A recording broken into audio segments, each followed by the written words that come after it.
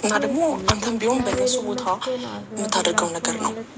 እኔ ጋ ወይ ኤፍሬም ጋ ወይም ሌላ ሰው ጋር ሲደወል ለአንተ በማሰብ ነው እንጂ አቤላም ሆነ ብሩክ ምንም አስበው አይደለም። ይህ ሁሉ አንተ ደህና እንድትሆን ነው። ጥሩ አይደለም እየሰራሽ ያለሽው እና የትኛውም ነገር መስተካከል የሚችለው እኮ አንተ ጤነኛ ስትሆን በሽተኛ ባታረገው ይሻላል። ሰው ልጅ ራሱን አያመውም እንዴ? እኔ ራሴን አሞኝ ነው አልኩሽ። ታዲያ ራስህንም ቢያምህ እኮ ምግብ መብላት አለብህ። በቃ ሳኒ ከወሰነ በኋላ የታመመበት ምንም ምክንያት ምንም መገመት ወይም ደግሞ ጥርጣሬ የለውም። በቃ በዛ ምክንያት ነው የሚሆነው።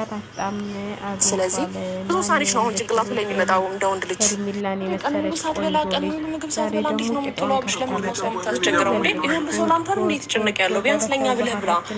የሚወድሽ ልቤ ሁኔታው አላስቀውም አላስቀምጥ ቢለኝ የወሰደሽ መንገድ ምናልባት በጣም ገመተሽ ቁጭ ስትይ አሁን ለነገሩ ልትፈታው ነው እንጂ አያናድዳትም። ሁሉም ነገር እንትን ብሏል። ስለዚህ ጥሩ ነገር እየሰራሽ አይደለም ብዬ ነው የማስበው ማለት ነው። እንደዚህ አይነት ነገር ቢቀርባችሁ እንደዚህ አይነት ነገር ባታረጉ አስባለሁ ማለት ነው። እኔ እንጃ በጣም የሚገርም ነገር ነው የምትሰሩት ስራ ማለት ነው። እና እኔ በበኩሌ እየተመቸኝ አይደለም። ሩታ የምትሰሪው ስራ ልጁን አትግደሪው።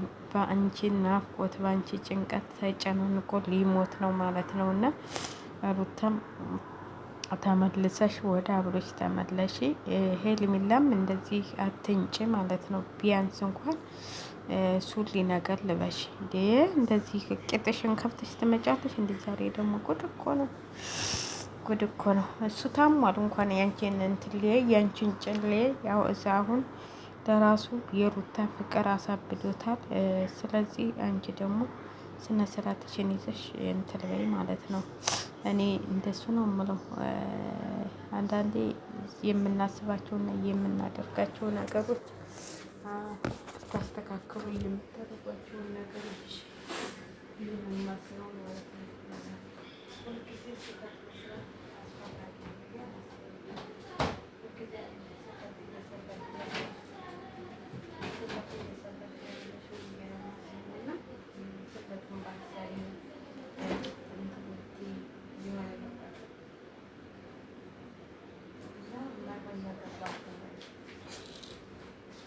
ለምን ነገር መታረቁ ጥሩ ነው ብዬ ነው የማስበው።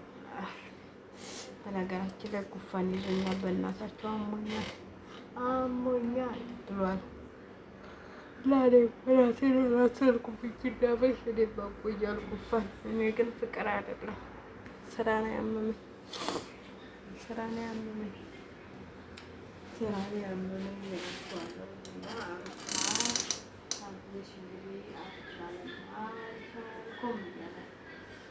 አልቻልኩም እያለ ነው። እኛም ብንል ብንሰራ እምቢ አለች ሩታ፣ እምቢ ብላለች።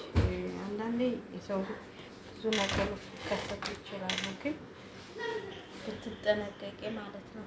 ባልሽን እንደዚህ በግፍ ባታባረሩ፣ በግፍ ባልሄድብሽ ጥሩ ነው።